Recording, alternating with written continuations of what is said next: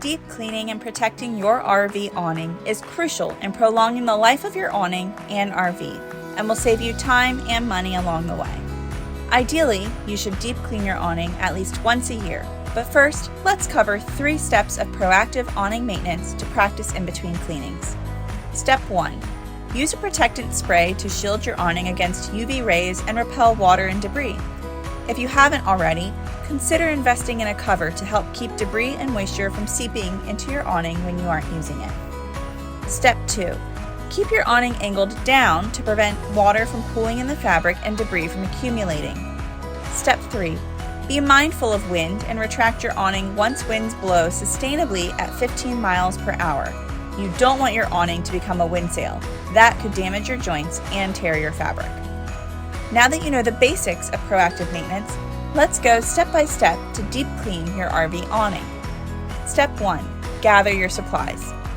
You'll need to grab a ladder or step stool, a bristle brush with a handle, a water hose, cleaning solution, a bucket or spray bottle, and protective eyewear. Step 2. Prep and examine your awning by brushing away loose debris and checking for tears or loose attachments. This will be a good assessment of whether or not it needs repairing or replacing. Step 3.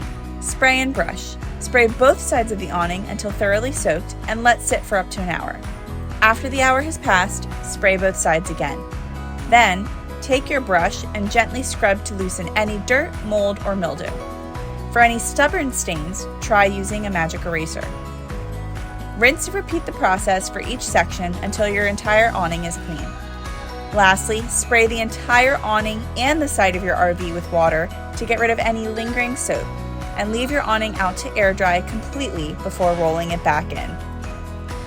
Be sure to check out the RVT blog for more ongoing maintenance tips, destination spotlights, and much more. Happy RVing!